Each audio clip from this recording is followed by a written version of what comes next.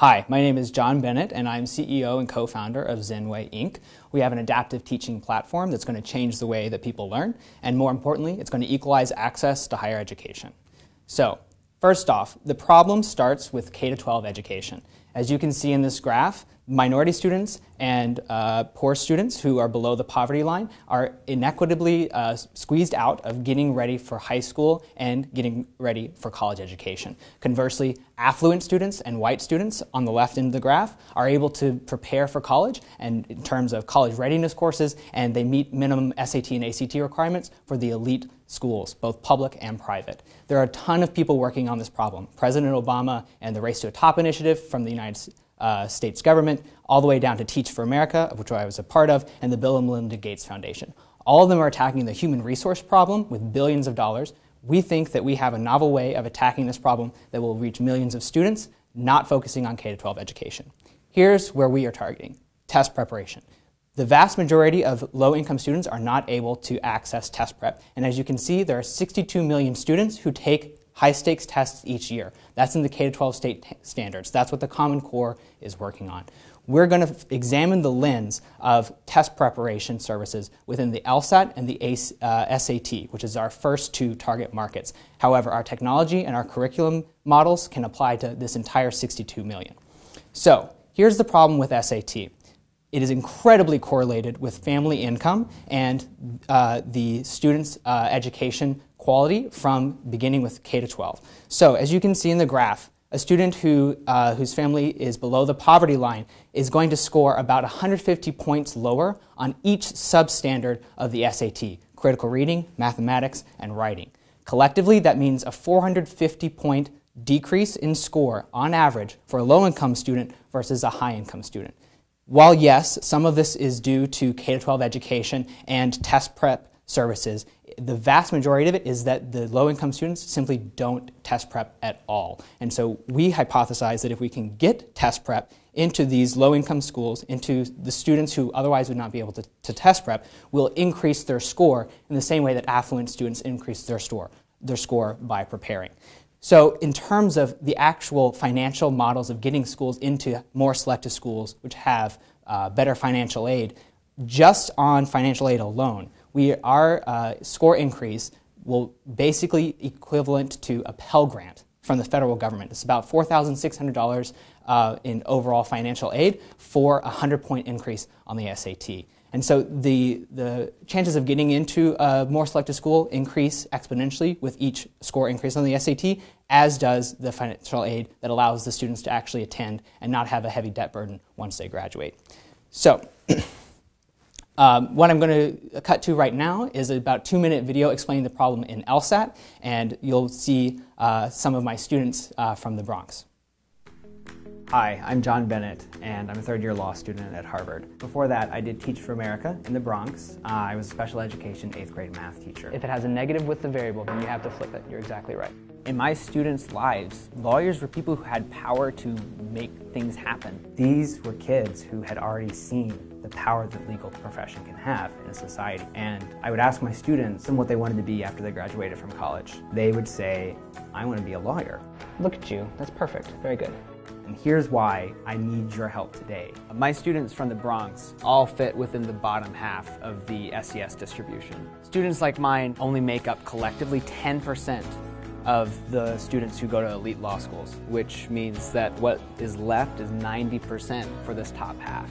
And in fact, the numbers are incredibly scaled towards the top 10% of that SES distribution. I want you to help me change that. The LSAT score is the single most important piece of a law school admissions application. And so I started a company called Zenway that helps people prepare for standardized tests regardless of their ability to pay. Right now, LSAT prep, if it's good, is really expensive. Even the books are hundreds of dollars. And so what we're going to do is we're going to disrupt that entire model so that anyone can access great quality test prep materials and they can prepare for the LSAT. So here's why this plan is going to work. 70% of the LSAT market only self-preps. Only 8% can afford a tutor. Based on my experience, tutoring is 2 to 5 times more effective. Our product is also somewhere within that range. We already have 500 users, and we know that of the people who input at least 3 of their tests, they increase, on average, 5.3 points. It sounds small, but it's just a 120 to a 180 scale.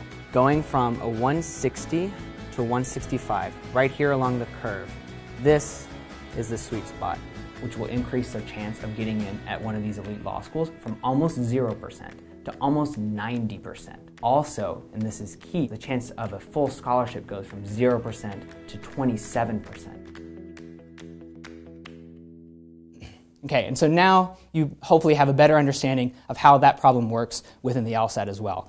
It doesn't end there, though. It doesn't just end with admissions. It doesn't end with financial aid. It continues throughout the rest of that student's life. So, for example, law school grads who come from elite law schools like Harvard have about a 95% chance of having a job immediately after graduation. However, if you come from a lower tier school, that drops to about a 55% chance. That's not the end of the story there either. If you see in this graph, there's a huge spike at $165,000. That is the students who are able to land the big law firm jobs. The mean is less than half of that.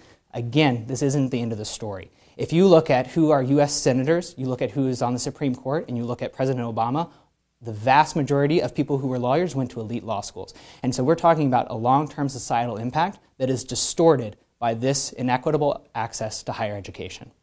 So we are dedicated to making sure that one day all children will be able to have an equal opportunity to pursue higher education. We're going to achieve this through technology, and we're going to achieve it through innovative ways of selling and innovative ways of leveraging third-party payers. So here's our theory of change. A student who doesn't prepare for the SAT can get a 1545 as a hypothetical. That student could get into Texas State University. That Texas State University has a 27% grad rate. Now, if that same student who doesn't prepare for the SAT can instead get high-quality test prep services, such as our Zen of 2400 product, they'd increase by 200 points. Now, that same student with the same GPA, all other qualifications, just a 200% increase, can get into the University of Texas at Austin, the flagship public school in Texas. That university has an almost double grad rate of Texas State University.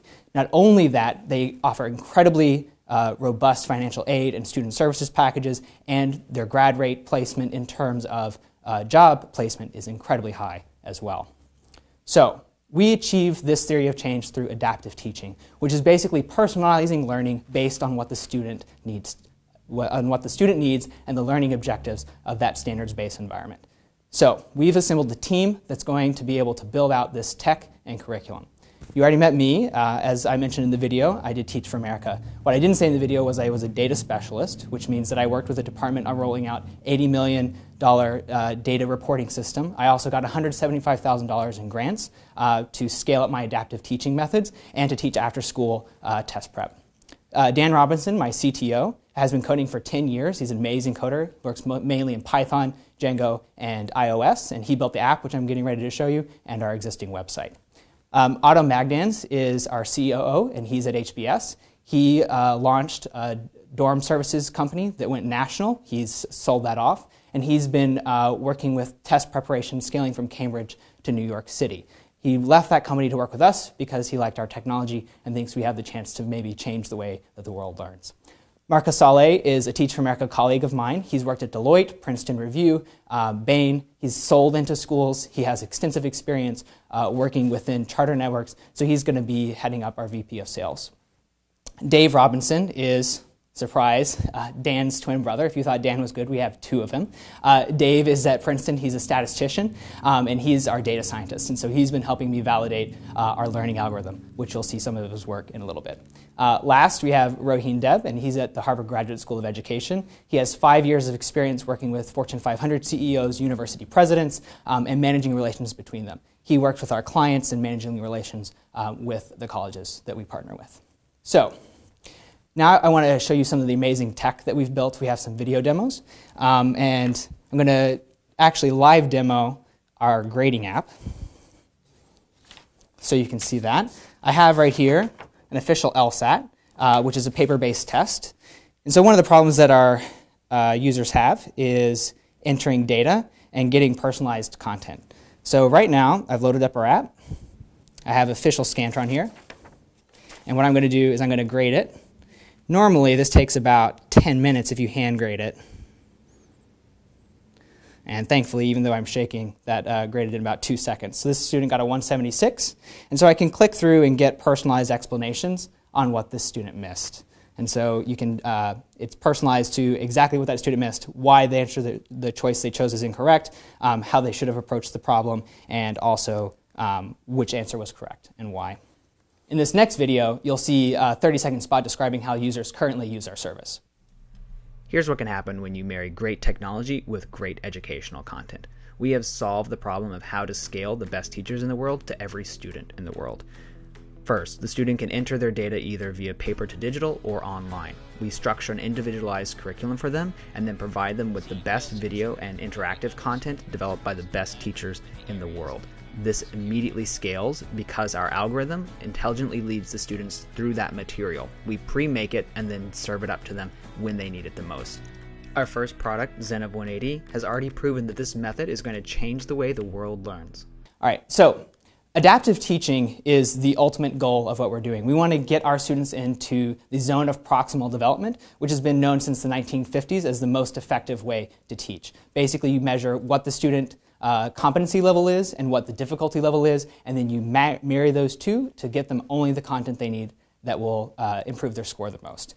This is thus a very personalized system, this differentiated instruction in education speak, and it's just personalized for those who don't understand education theory. So the reason that we do this is not just because it's cool, but it's by far the most effective way to teach students. When they are only learning the content that they need to learn and they're interacting with content at the right difficulty level, students have amazing learning outcomes. Again, very importantly, this is scalable. The most effective teachers can reach not only hundreds of students a year, but could reach literally every student taking a test. And of course, because it's scalable, it's equitable. Each student in a classroom can learn exactly what they need to learn, and we can scale to anyone who might not be able to pay otherwise. So we have a bunch of intellectual property protecting this. We applied for patents with our President's Challenge money for our learning algorithm, for our mobile optical recognition technology, which you just saw demoed, and we can then dynamically generate personalized content. That incredibly complex graph is basically all we try to do is the incredibly complex backend to get us to the point of saying, this is the lesson that you need to learn next, and delivering that content to you. Right now, we only do the multiple choice data entry, but we're partnering with edX's coders who are getting ready to release their algorithmic essay grading, and we're going to be able to soon do short answer responses and essay responses, which is especially key for the SAT. So here's a competitive landscape. Coursera, Khan Academy, and edX are all in the online space. None of them are adaptive. None of them are in test prep.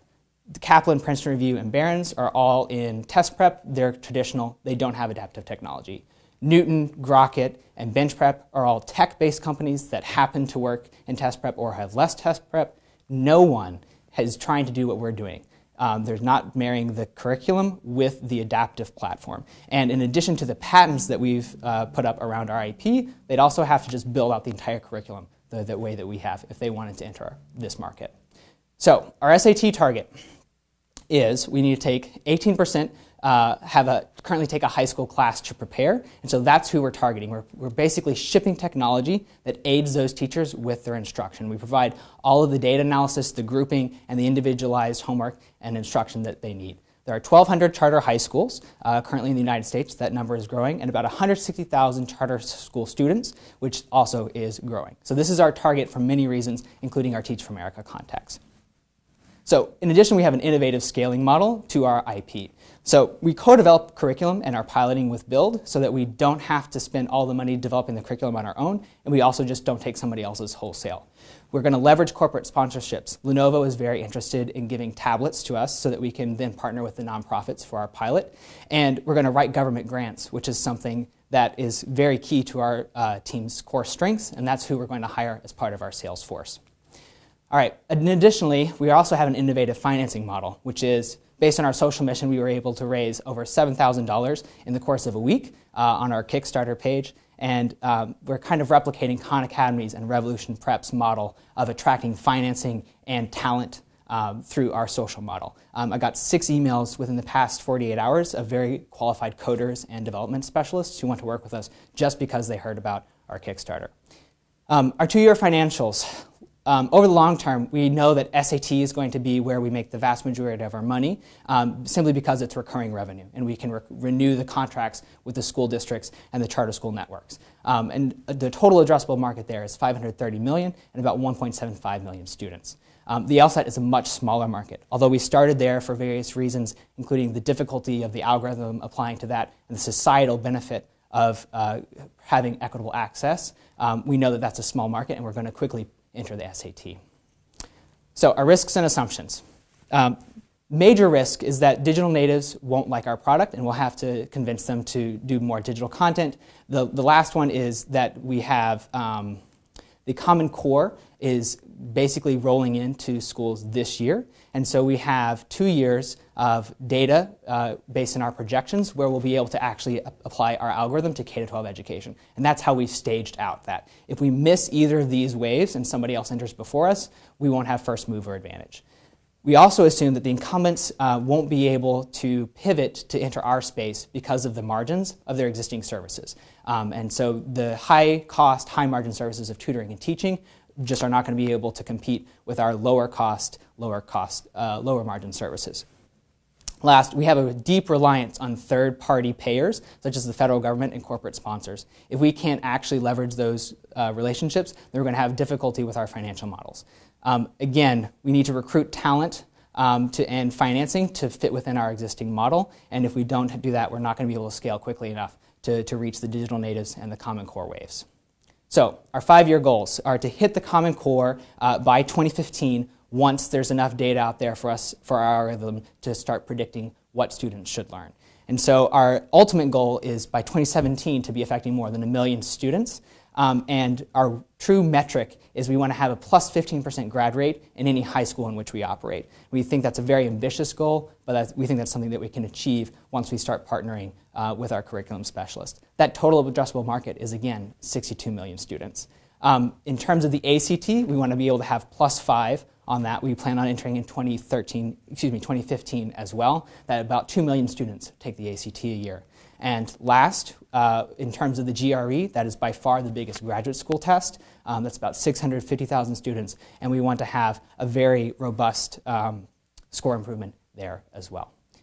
Thank you for your time. We really believe that we have some technology that's going to scale and affect the way that people have equitable access to the American higher education system.